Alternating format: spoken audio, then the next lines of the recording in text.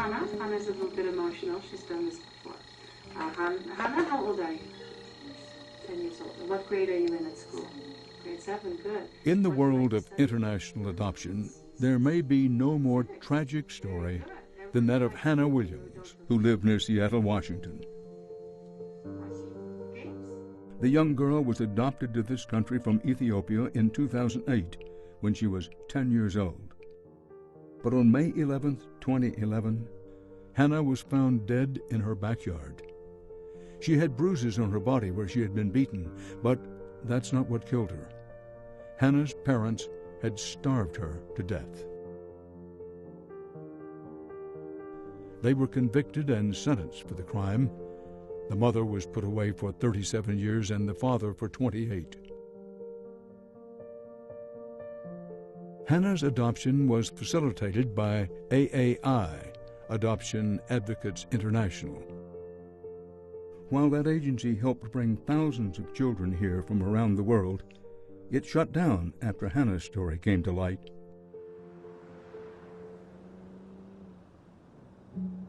The agency was based in the Seattle area and was one of the first in the U.S. to put through adoptions of Ethiopian children.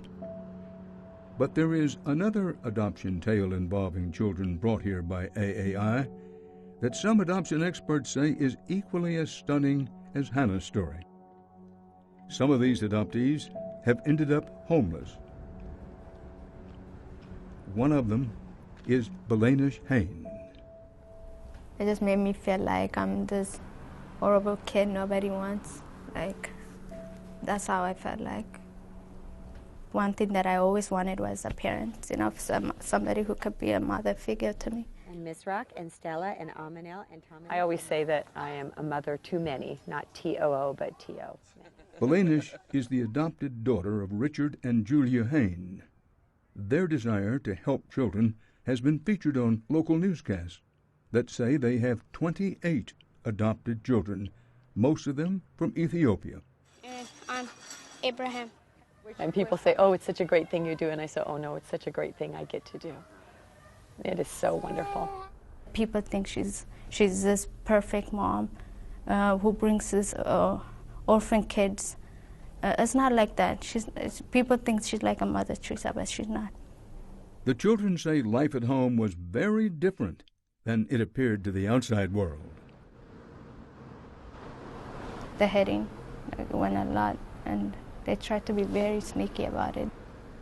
There's some days I don't feel safe at the house, a lot of days, because, out of nowhere she'll come and you don't know whether she's in a good mood or not. And she just takes her anger out on me. Several people called Child Protective Services on Belanish's behalf, including a teacher who recalls Belanish trembling anytime she mentioned her adoptive mother's name. Belanish tried to run away from home on many occasions, and eventually, at age 15, her mother left her at a homeless shelter. It just felt like I wasn't wanted by her, so thanks. Basically, she just gave me away to them.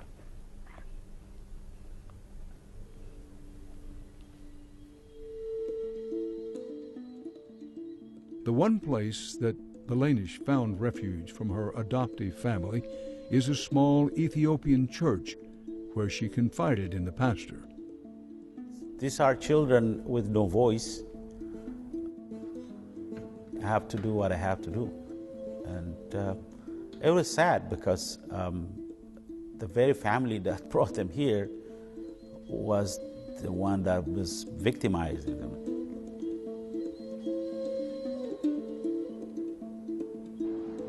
Pastor Baranu insisted that we meet an older brother whose situation is even worse. He lives in Everett, a city in the suburbs of Seattle that has one of the highest crime rates in the state. It's basically my belonging. There's a blanket. That's my friend's backpack. This is Abe Hain, Belanish's older brother. He sleeps here every night, next to a busy highway along with many of the city's drug addicts. I don't feel safe sleeping on the street, but it's what I can do right now. Abe is 23 years old, and he's been homeless for the past year. On the street. I walk a lot. Think a lot. I worry a lot. My head just spins. I get migraine like constantly. My chest, my neck. My whole body, I can't stand. It's just weak. He comes to a cemetery for peace and quiet and to escape the stress of life on the streets. How did Abe get here? That's him in the news clip from 2009. It's been a long and complicated road, but Abe says life with the Haynes was hell.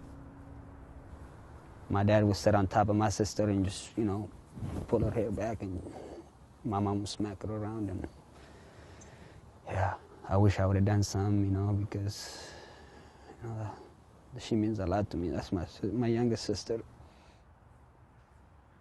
One day, Abe says, he called 911, and after that, he says his relationship with his adoptive mother went downhill.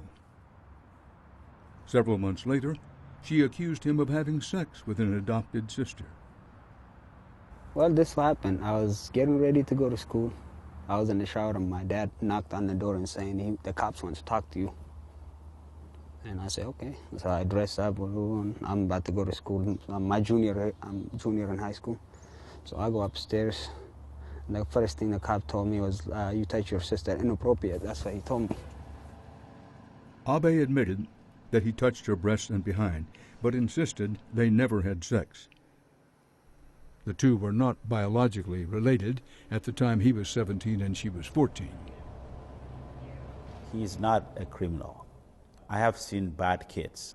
And as a 17-year-old boy, staying in a house where there are about 30 children taking care of themselves with no parents around, if young men, young girls are staying there, things like this happen. There was no physical evidence linking him to the crime. But Abe says he was scared of going to prison for a long time, so he pled guilty to a lesser charge. I didn't know what's going on. I had a public attender saying this is what I could do, and she told me sign this paper and everything will be all right. So I don't know what's going on. I signed the paper. Abe was charged as an adult and served 14 months in prison. When he got out, he had nowhere to turn. He now had a criminal record and was a registered sex offender. His only option was sleeping on the streets. When an adoption is going awry and a family is trying to figure out what they're going to do, they will oftentimes discover that doing a voluntary relinquishment of the child into, say, foster care will sometimes require that they pay child support or have an expense of some kind. Conversely, if they make a criminal allegation against the child for assault or some other kind of misconduct, there's no expense attached to that. So making an allegation, especially of sexual misconduct, has become sort of a hot button way to make everything go away, because immediately the child is either in the juvenile justice system or the criminal justice system. There's no expense involved, and it's over. And I've seen it used as a technique over and over again. No one has accused the Haynes of using this tactic to get rid of their children, but we reached out to Julia and Richard Hayne for comment. They declined, but the local precinct had a lot to show us. Police reports from the Hayne house total 130 pages. Everything from alleged beatings to suicide attempts and, quote, child currently locked by deadbolt in their room with plywood covering the windows. Maureen flatly believes that the Haynes' multiple adoptions should never have been allowed. How much supervision were those kids getting? You have kids that certainly in a family like that don't have any biological connection to each other. So they're not thinking brother and sister, they're just thinking boy and girl. And now the young man who was accused of the activity is a convicted sex offender, is effectively homeless, and probably really didn't have a clear understanding of what was going on. So You know, is it really fair that he's been cast out the way he has?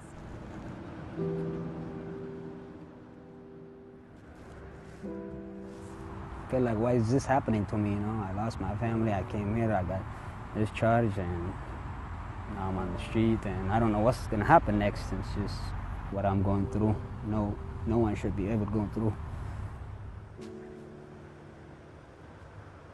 When I goes there and I see him, it tears me up because it's not him. That's not his character.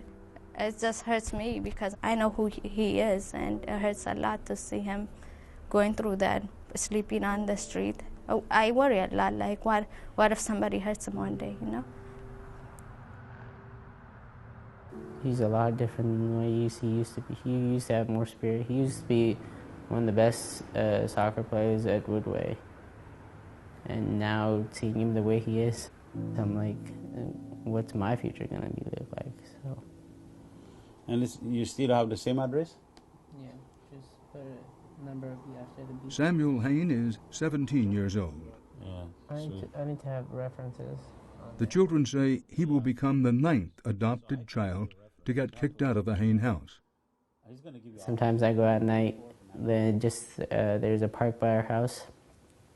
I sleep there because maybe I might be homeless, and I want to get the feeling of how that feels like, you know. Nothing else about it. I don't know what the future is going to hold for me, and if being homeless is one of the things, and I want to be prepared, you know. I like being prepared for what's coming up. Samuel was also adopted from Ethiopia and grew up in the Hain household with Belanish and Abe. He has been living in an apartment on his own that his adoptive mother rents for him. But in 3 weeks, he will turn 18, and after that, his mother will cut him off. I feel angry that with so many resources, so much wealthy people around here, nobody looks into the kids who are actually getting adopted and, you know, what happens to their life, you know, so.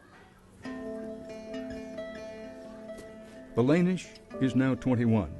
While she's not on the street, she does not have a permanent home and moves from house to house. Be careful, baby. She often stays with her older sister Mimi and her 2 children. Really strong. Next. Mimi was also kicked out of the Hain house.